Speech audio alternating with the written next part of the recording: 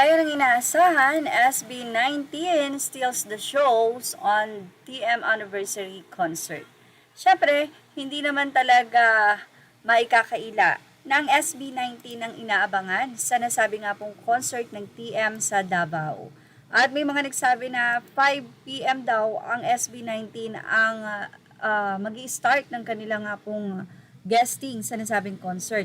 Pero, syempre, dahil sila ang star for the night, for sure sila po yung last na nag-perform sa nasabi nga pong TM concert na yon na ginanap sa Davao.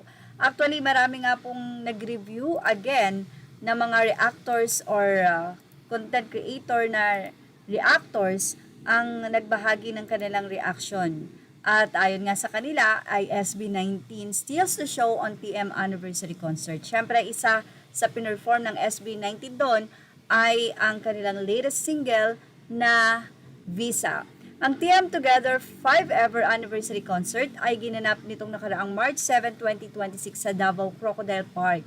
Isa sa mga main performers ang SB19 at inaasahang nagbigay sila ng high energy stage performances para sa fans 18. Karaniwang kasama sa set ng SB19 sa mga concert ang mga hit tulad ng Gento, Mapa, Go Up, Dam, Dungka.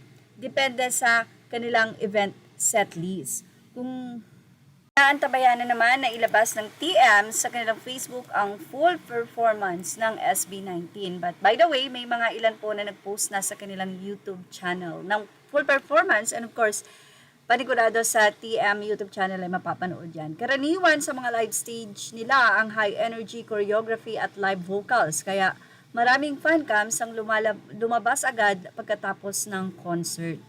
Well, yun talaga, ang SB19 talaga ang inaantay ng mga fan. Kaya naman usually talaga sila yung hinuhuli dahil nga pag sila ang inuna, wala nang manunood or meron man, maunti na lang talaga ang makakapanood sa mga susunod pang artists. Kaya nag-a-adjust din ang SB19 na kailangan nila na sa huli para magstay ang mga tao. At ayon nga sa naging update, pagkatapos ng performance nila ay tila marami na ang umuwi. Kung sila ba ang huli, wala pa po tayong update about dyan. At kung sino-sinong mga artists ang nakasama. Pero ang iba ay inilabas na ng TM sa kanilang Facebook post. Para sa mga nais pong mapanood ang ilang live performances ng SB19, ito'y mapapanood din sa YouTube channel ni 4Tao SB19 TM 4Tao SB19 or sa YouTube channel ni Fancams. Ayan. So, i-check nyo lang po yan. Pero mukhang hindi naman lahat ng performance nila ay nandoon. So, antayin na lang po natin ang update ng TM. At yan ang ating Showbiz Snap update. Images are all credit to the rightful owners. Please like, share, and subscribe. And thank you for watching.